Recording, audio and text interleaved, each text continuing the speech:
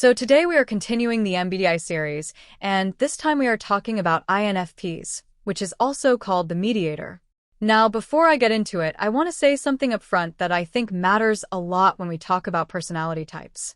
Having a certain type does not make you a good person or a bad person. Every type has a light side and a dark side. Every type can be warm and wonderful in the right context and absolutely exhausting in the wrong one. It really depends on the person, their history, their level of self-awareness, and honestly, how compatible they are with whoever they are dealing with. So keep that in mind as we go through this. I am going to talk about INFPs from a pretty honest place, including how I personally experience this type as an INFJ. But I am not going to make this all about me. The focus is the INFP, and I want to give you a clear and real picture of who they are. Let me start with what INFP actually means. The letters break down like this. The I is for introversion. The N is for intuition. The F is for feeling. And the P is for perceiving. So this is an introverted, intuitive, feeling, perceiving type. And if you are thinking that sounds a lot like INFJ, you are right. These two types share 3 out of 4 letters. They are similar in a lot of ways. But that one difference, the J versus the P, creates a gap that is bigger than it sounds. I will get into that more later. So why is the INFP called the mediator? The name comes from how they naturally show up in conflict. INFPs have a genuine desire for peace. Not just surface-level peace where everyone stops yelling, but real harmony where people actually understand each other and feel okay. When they see people in conflict, their first instinct is to find the middle ground, to understand everyone's point of view, and to help bring people closer together. They feel deeply when others are hurting, and they are often the person in the room who notices that someone is left out or struggling even when everyone else has missed it. Now let me talk about their main personality traits. The biggest thing about INFPs is their inner world. These are people who live very much inside themselves. They have a rich imagination, strong values, and a deep emotional life that most people around them never fully see. They are private about what matters most to them, which can make them seem quiet or mysterious on the outside even when they are actually feeling everything very intensely on the inside. They are also deeply idealistic. INFPs have a vision of how the world should be, how people should treat each other, what fairness looks like, what love looks like, and they measure reality against that vision constantly. When reality falls short, which it often does, they can feel genuinely disappointed and sad in a way that goes beyond normal frustration. It is not just that something bad happened. It is that something they believed in was let down. Their empathy is real, and it runs deep. INFPs do not just understand that someone is hurting. They feel it with them. They absorb the emotional energy of the people around them in a way that is not always comfortable. Being around someone who is suffering can leave an INFP feeling drained even if they did not do anything to help. The connection happens automatically. They cannot always turn it off. How do they think and make decisions? INFPs make decisions through their values first. Before anything else, they ask themselves whether a choice feels right, whether it aligns with what they believe in, whether it will cause harm to anyone they care about. Logic is not irrelevant to them, but it is secondary. If something makes logical sense but feels wrong, the INFP will usually go with the feeling. This can frustrate people around them who are more logic-focused, but from the INFP's perspective, decisions that violate your values have consequences that are harder to live with than decisions that are logically less efficient. They also tend to need a lot of time to make decisions, especially big ones. The P in their type means they prefer to keep their options open rather than commit too early. They are uncomfortable making a permanent choice when they feel like there might be something they have not considered yet. This is not indecisiveness exactly. It is more like a discomfort with closure before they feel ready. And because they can see so many sides to a situation, the ready part can take a while. Let me talk about their strengths now because INFPs genuinely have some good ones. Their empathy and compassion are real strengths. In a world where a lot of people are primarily focused on themselves, having someone who genuinely notices and cares about how others are doing is valuable. INFPs make spaces feel safer. They make people feel heard. They have a way of sitting with someone in their pain without rushing to fix it, which is actually what a lot of people need most when they are struggling. Their creativity is another real strength. INFPs are imaginative in a very personal and original way. They do not create to impress people. They create to express something that lives inside them and has no other way out. A lot of meaningful art, writing, music, and storytelling comes from people who process the world the way INFPs do. They are tuned into the human experience in a way that makes their work feel real and true. Their commitment to their values is also a strength, even though it can sometimes work against them practically. An INFP who has decided something is wrong will not be easily convinced to go along with it for the sake of convenience. That kind of integrity is actually rare, and in the right context, it is something people can rely on. Now, let me be honest about the weaknesses, because this is where it gets more complicated. One of the biggest challenges for INFPs is the gap between how they see the world and how the world actually is. Their idealism is genuine, and it is part of what makes them beautiful people to know. But it can also set them up for repeated disappointment. When reality does not meet their vision, and it often does not, they can get stuck in that disappointment for a long time.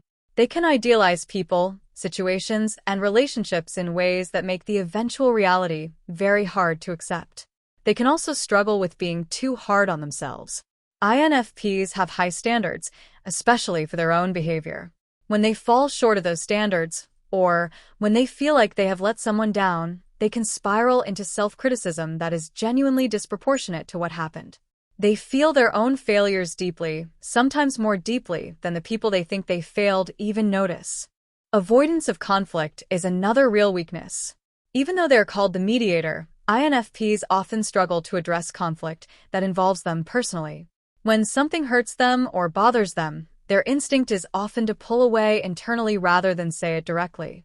They fear that direct confrontation will damage the relationship or cause more pain. So they go quiet. They withdraw. And the person who upset them sometimes has no idea anything is wrong until the INFP has already decided internally to keep more distance. This connects to something I have personally noticed when interacting with this type as an INFJ. The emotional processing that happens internally in an INFP can be very slow and very private. They might be bothered by something for days or weeks before they bring it up, if they bring it up at all. And by the time they do say something, there is often a lot more feeling behind it than the other person knew was building up. From the outside, it can feel like the reaction came out of nowhere. From the INFP's perspective, they've been carrying it the whole time. They just could not find the right moment or the right words to put it into the conversation. How do INFPs handle conflict? Honestly, not naturally. Even though they want peace and harmony, actually facing conflict head-on is uncomfortable for them in a way that goes beyond normal social awkwardness. They dislike confrontation because they dislike the feeling of tension in a relationship. They would rather believe that things are fine and hope the tension resolves itself than have the direct conversation that might actually fix it.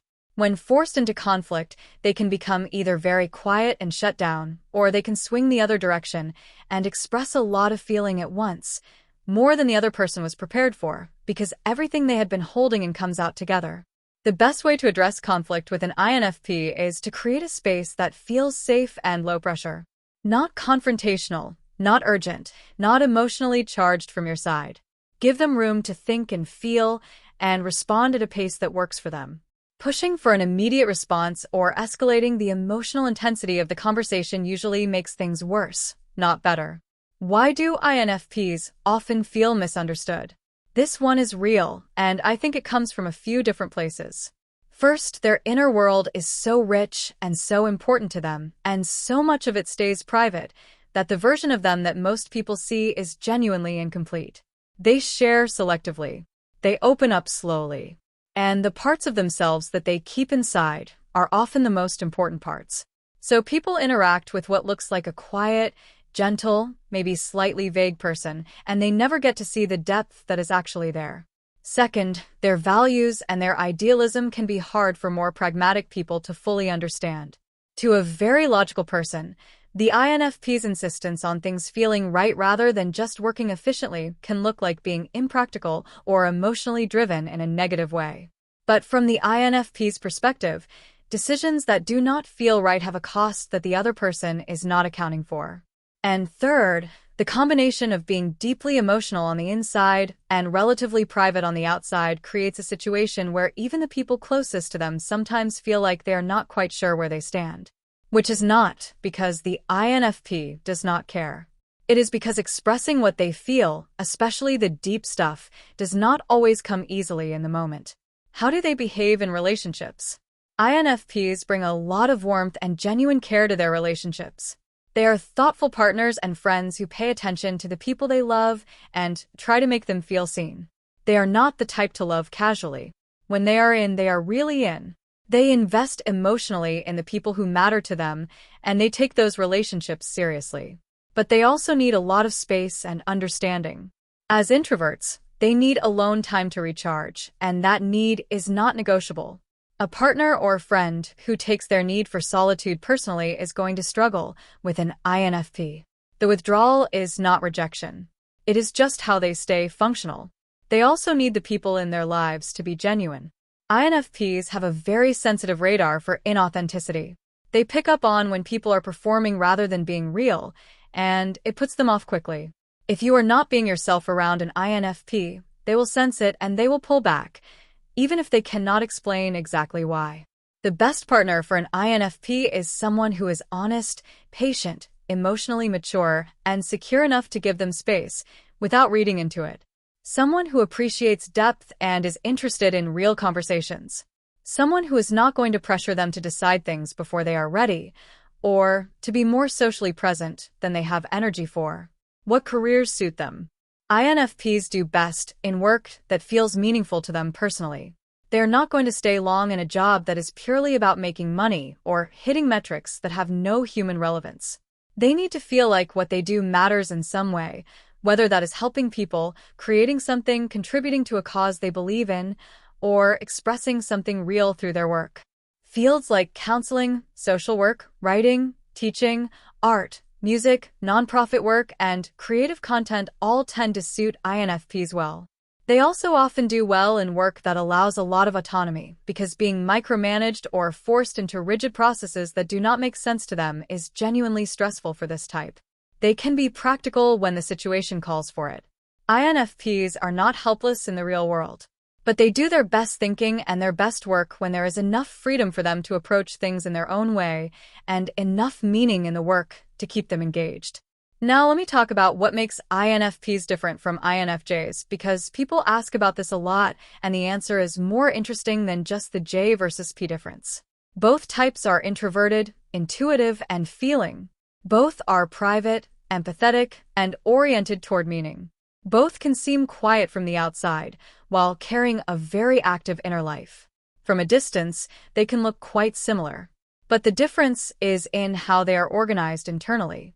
INFJs lead with a function called introverted intuition, which means they are primarily future-oriented, pattern-recognizing, and drawn toward clarity and decisive conclusions. They like to reach a conclusion and close the loop. They tend to have a clear internal vision of where things are heading. INFPs lead with a function called introverted feeling, which means they are primarily values-oriented and internally focused on authenticity. They are more interested in whether something is true to who they are than in where it is heading. And that P means they prefer to stay open, explore, and avoid closing the loop before they feel fully ready.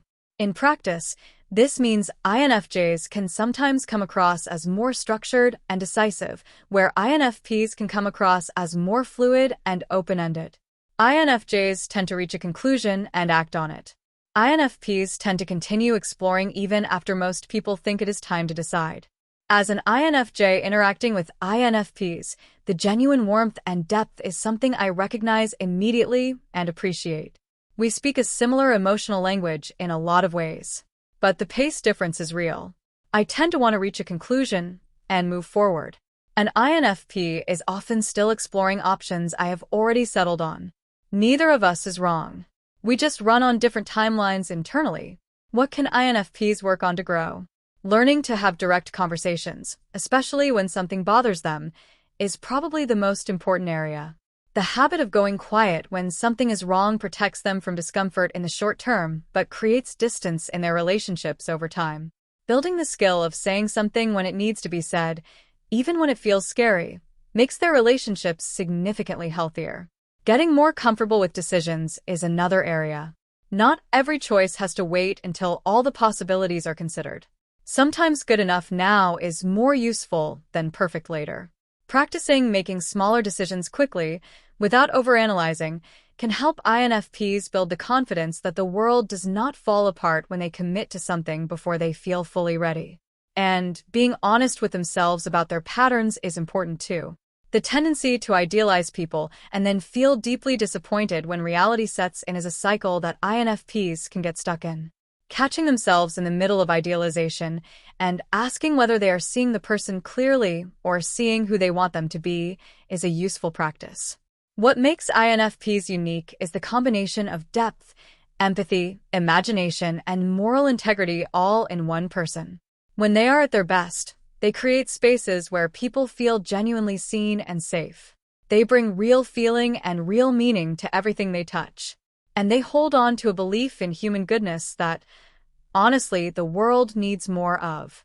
They are not easy to fully know, but the ones who let you in a little bit tend to leave an impression that lasts. Thanks for watching. If this video resonated with you, please consider hitting the subscribe button. I am currently working toward my goal of 1,000 subscribers, so I can finally monetize this channel and turn this passion into a sustainable part of my future. This is my unfiltered diary of solo living in the Philippines, and your support helps me keep this channel growing. If you would like to help out even more, you can check out the Buy a Treat for My Pets link in the description. My dogs definitely appreciate the love. Make sure you are subscribed so you do not miss the next update. Thank you for being such an important part of this journey. I will see you in the next one.